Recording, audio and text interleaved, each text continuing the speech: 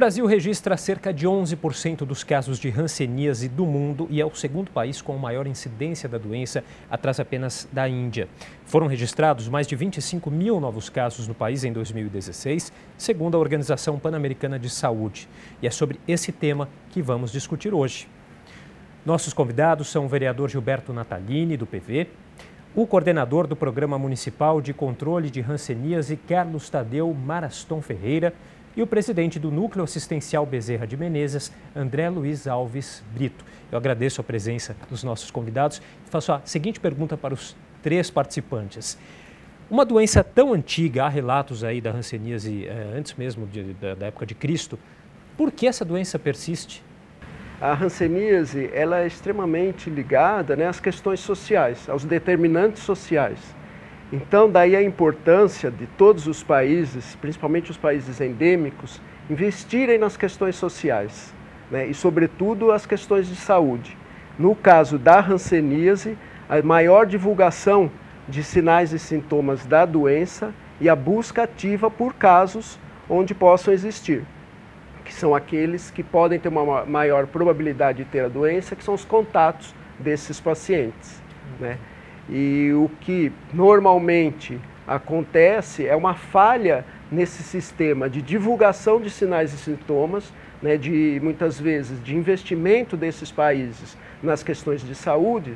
Tanto é que a Organização Mundial de Saúde categoriza a hanseníase como uma das doenças negligenciadas no mundo. Ou seja, são doenças antigas que já existem tecnologias de saúde para um diagnóstico, para um tratamento, e um tratamento barato, inclusive, pelo tipo de antibiótico que é utilizado.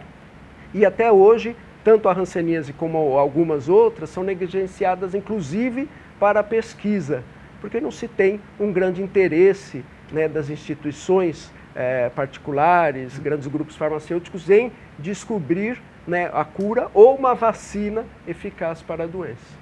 Na opinião do senhor vereador, por que há essa negligência? A hanseníase é uma doença, como você disse, realmente antiga, Tem registro no Velho Testamento, tem registro histórico de milhares de anos atrás. E não é só ela que é antiga, outras doenças também são muito antigas, como a cólera e outras doenças que também não foram erradicadas. Agora, no caso da hanseníase em particular, tem um problema adicional que é o estigma. O estigma da pessoa que tem hanseníase. A hanseníase antigamente era conhecido como a lepra, A lepra, todo mundo já ouviu falar. Se você sair na rua perguntar de hanseníase, muita gente não vai saber o que é. Mudou-se inclusive o nome para tirar o estigma, Botou o nome do homem que descobriu, deu o nome ao bacilo de Hansen. Agora, esse estigma, ele prejudica do lado do paciente e prejudica do lado do poder público. Muitas vezes o paciente enquanto o paciente com outra doença, com outra patologia, procura ajuda, procura apoio, muitas vezes os pacientes que têm a hanseníase, eles se escondem. Ele prefere não aparecer, porque aí vai ficar com aquela marca. Eu acho que é também um problema de saúde pública, quer dizer, na verdade, os governos, eles, vamos dizer assim, entre aspas, eles ligam pouco para esse problema. Tirando a dedicação de técnicos, aqui como Carlos e outros milhares que tem por aí, que se dedicam a vida inteira, mas eu digo, como política pública, ela de fato está um pouco deixada de lado. E nós estamos aqui exatamente porque nós trouxemos para dentro da Câmara, através do nosso mandato, pessoas que trabalham com o assunto, para discutir o assunto e fazer um diagnóstico e fazer, inclusive, uma programação dentro de São Paulo para a gente evitar que essa doença aumente, cresça dentro da cidade de São Paulo. André, vou pedir também, mais uma vez, obrigado pela presença, pedir para você explicar um pouquinho como que é o trabalho que vocês realizam e também pergunto para você, por que uma doença tão antiga ainda persiste, na sua opinião? O Núcleo Assistencial Bezerra de Menezes atua fortemente na visita aos sanatórios nas colônias de leprosos. Existem ainda muitos sanatórios espalhados pelo Brasil, onde hansenianos já tratados, já eliminaram a doença, certo? Moram, são internados nesses sanatórios. Então, o papel da nossa instituição é levar um amparo mais emocional e espiritual para essas pessoas que estão lá isoladas há tanto tempo. Então, nós temos caravanas, certo, que vão até esse sanatório para chegar perto do anceniano e dar esse conforto de tanto que eles necessitam. Então, o trabalho no começo foi bem difícil, porque o estigma, o preconceito era muito grande. E a nossa casa ela foi fundada em 1979. E no final dessa década de 70, início da década de 80, ainda existia, certo, uma distância muito grande em relação a esse lidar com o anceniano. Principalmente em relação ao contato físico, né? Então a gente precisou explicar muito para as pessoas que o anceniano tratado, ele não contagia. E 90% da população tem uma defesa imunológica natural contra a bactéria. Então eu acho que um dos grandes problemas ainda do surgimento dos novos casos é a falta de uma detecção precoce, certo, da hanseníase. Eu acho que se a gente acelerar um programa para detectar a hanseníase, certo, no momento correto, nós evitaremos muitos outros casos decorrente à doença. E o que precisa ser feito, né, para ter esse diagnóstico precoce? É mais uma questão de informação ou alguma outra questão que dificulta isso? São várias ações, né, que devem acontecer simultaneamente. Primeiro, nós temos que ter o acesso, né? Sem o acesso da pessoa que tenha o sinal ou sintoma da doença, onde ela possa procurar encontrar ali uma consulta, isso torna difícil. Outra coisa é divulgar, né? Porque quanto mais a gente fala, mais você, além de informar as pessoas para que elas possam ter, dentre os primeiros sinais e sintomas, já procurarem um serviço de saúde, você vai trabalhar essa questão do estigma, porque parece que às vezes a hanseníase fica uma palavra que não deve ser falada, uma doença que não deve ser tocada, né? Nós já tivemos inclusive experiência de pacientes nossos com problemas assim dentro de casa, de separação conjugal, ou dentro do ambiente de trabalho, de ser dispensado porque tinha hanseníase, ou algumas vezes até também dentro de alguns templos religiosos, por terem a doença e por essa questão errônea bíblica, porque a hanseníase, a lepra bíblica é uma coisa, de 1600 anos antes de Cristo, né? E a hanseníase, que foi isolada em 1876 pelo Hansen, é outra coisa, é uma doença específica. Naquela época, né, quando foi colocado esse achado na Bíblia, que você encontra nos livros levíticos e outros, a interpretação que se dá é que tudo é lepra.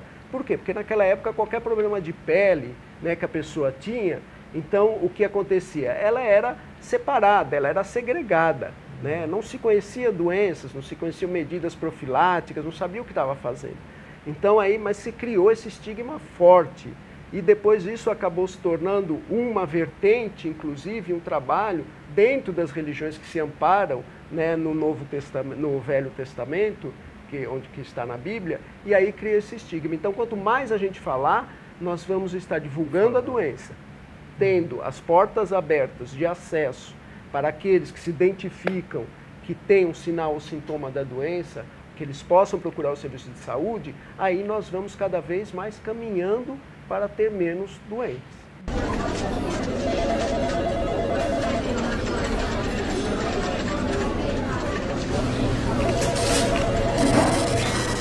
E a hanseníase, ela está ou não erradicada no Brasil e no mundo? Como que é essa situação? Erradicada não, porque para erradicar uma doença, primeiro tem que ter uma vacina, né? Então assim, existem regiões do Brasil em que ela está controlada, municípios que ela está controlada e outros que nós chamamos de municípios hiperendêmicos, onde tem um número maior de doentes, né? Parece que está crescendo em número absoluto no Brasil.